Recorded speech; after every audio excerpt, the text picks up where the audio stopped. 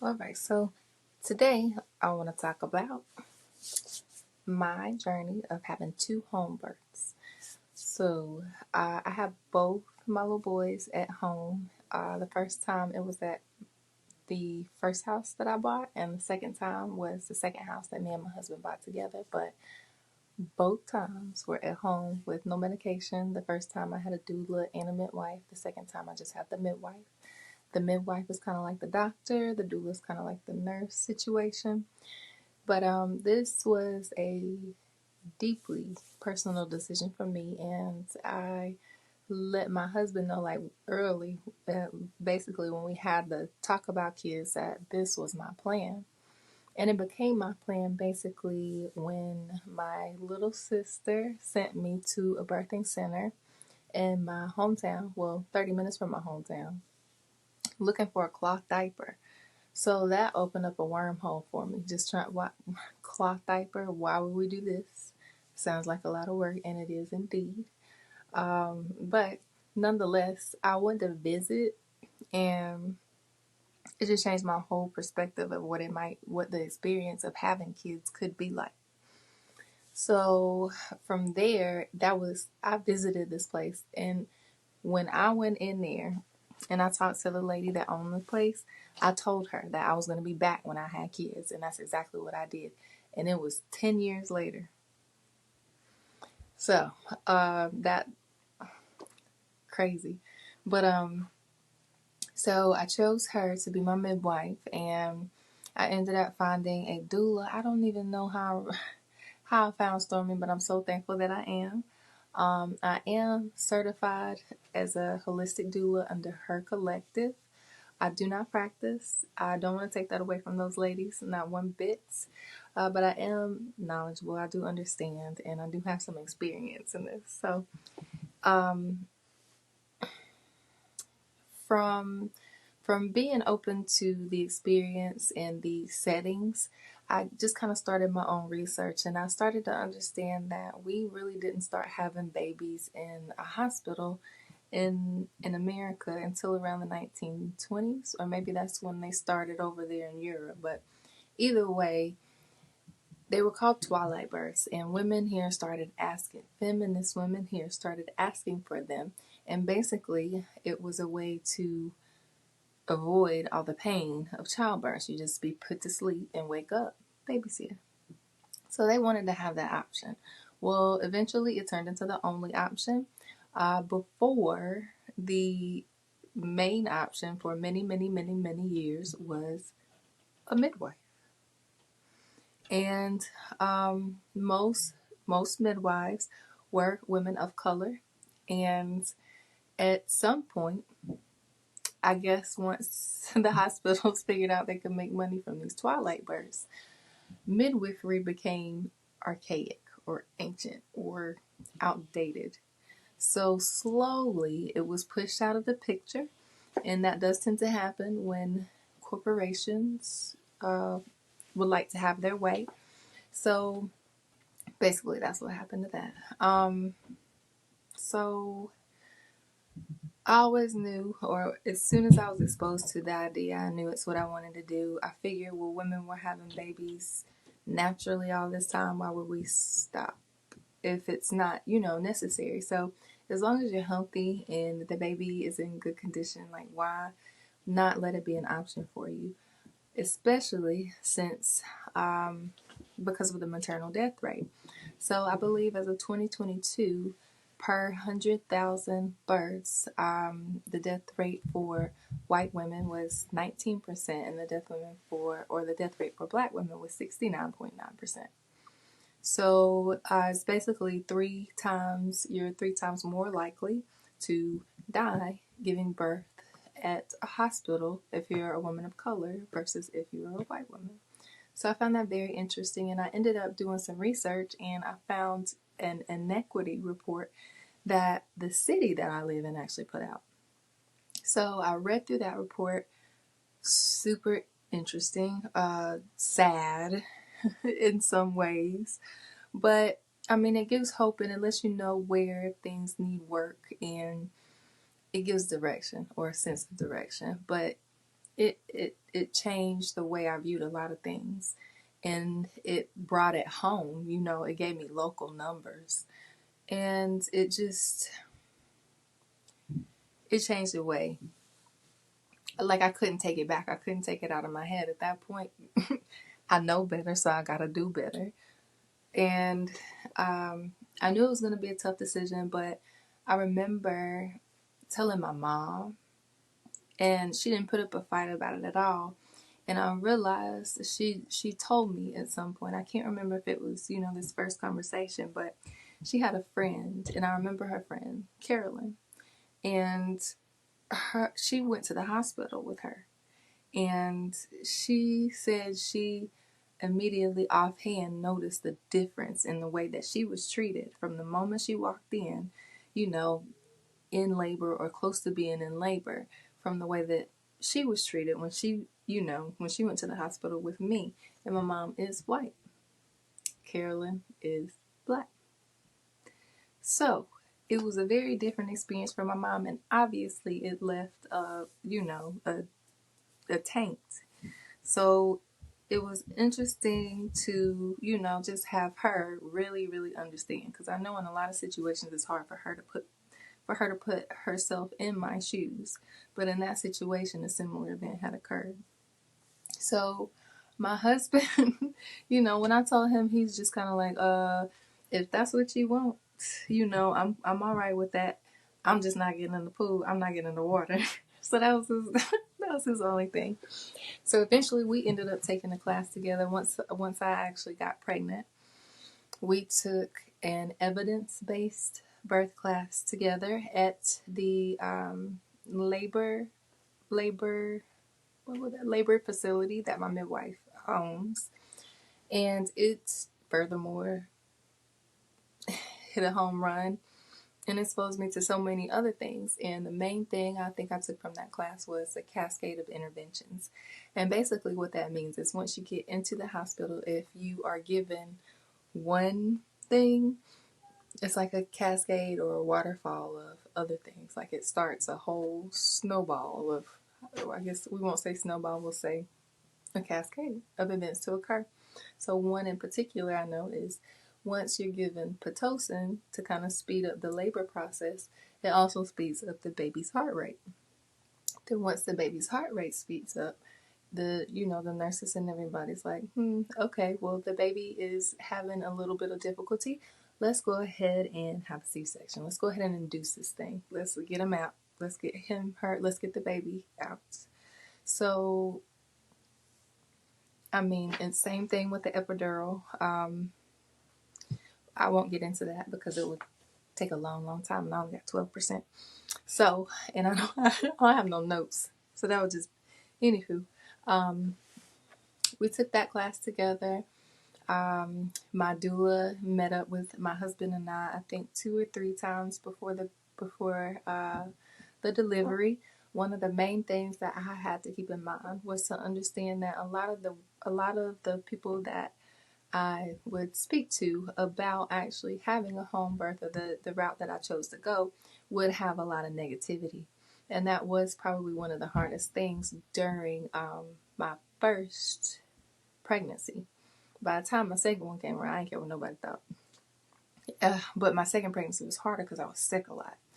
But back to the first time, I had to really be able to filter out and through the negativity that everybody said, because a lot of the times we do have bad experiences and we share them, and I didn't want that to project on myself or my birth. So I really got deep with myself during that pregnancy, and definitely during that birth.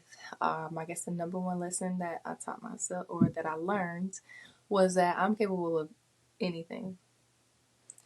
Like, if I can, not without help, create a baby in my belly and without doing anything for 9 months, somehow everything comes together perfectly. If that can happen, why can't me and this child figure out a way how to get him out without nobody else who didn't help me get him in there?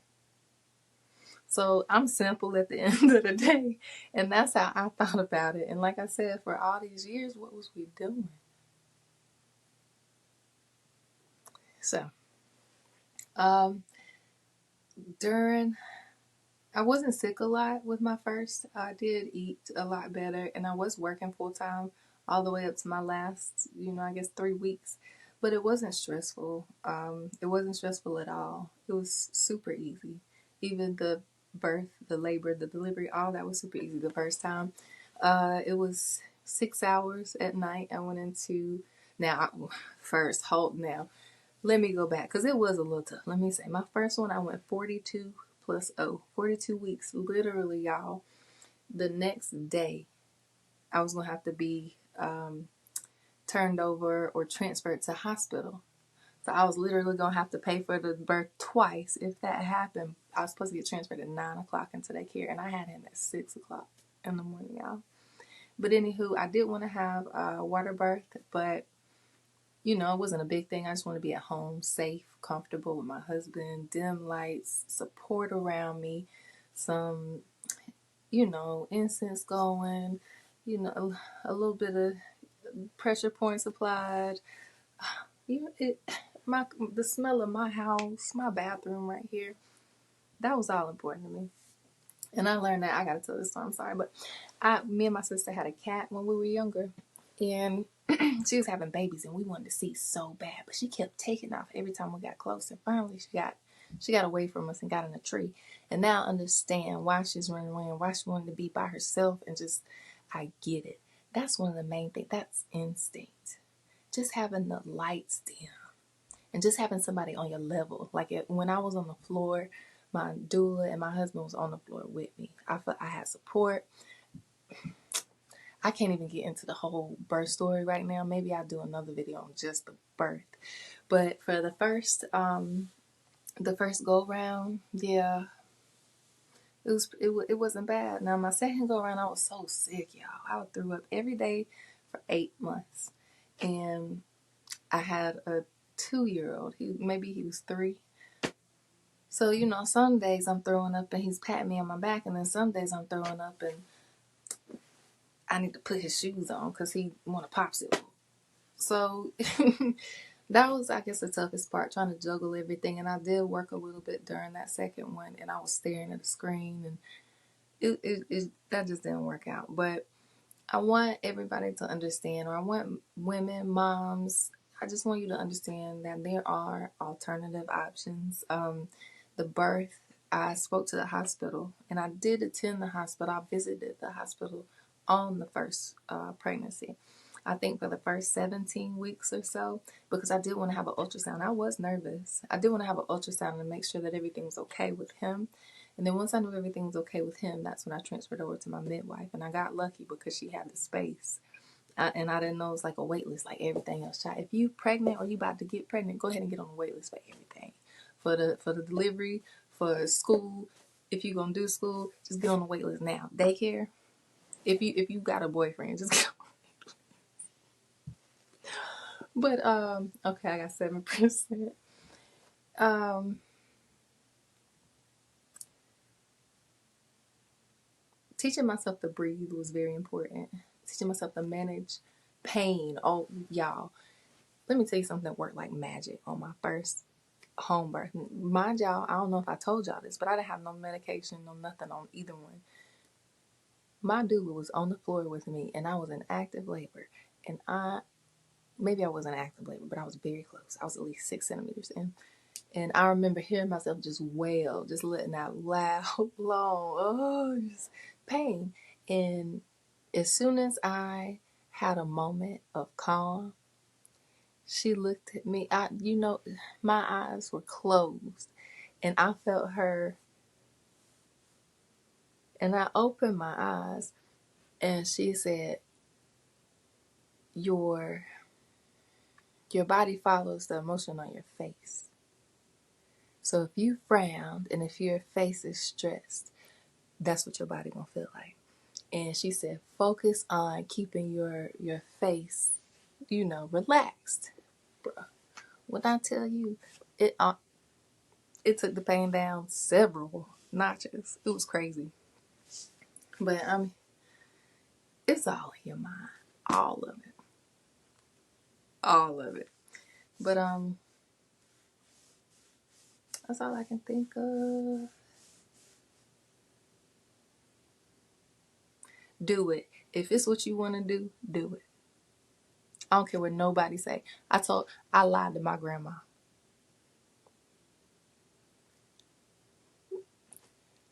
She knows now. It was hard for me to do, but she's a nurse. She was a registered nurse, and she was so worried, y'all. Yeah, I couldn't do it. I had to tell her story. But anywho, my son he was able to experience it with me. So he ended up waking up about 20 minutes before I had my second little boy, and he witnessed it all. That was pretty cool. Um, he with me on all my visits to see my midwife, all of them that he could. He was loving it. They would let him, measure my belly and let him do the Doppler to listen to his little brother's heartbeat. Like, the experience is just so much different. Like, at the hospital, I saw it was the option to birth with one of the 7 doctors who was on call at the time. Every time that I did go, I saw a different doctor. One of them swore he saw me before. He offered me some Tylenol for preeclampsia, and I asked him if I had any of the symptoms, and he said no. So I said, well, go ahead and write it. I'm not going to take it,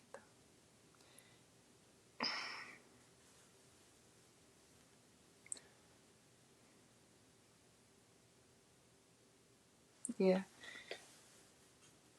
I don't want to come off too, because I don't want to promote like fear or anything, because there is a time and a place for the hospital, and there is a time and a place for, emergencies, but they're all not. And I think that we as a people could do a little better, and we could do a little bit of research and be more involved with one of the biggest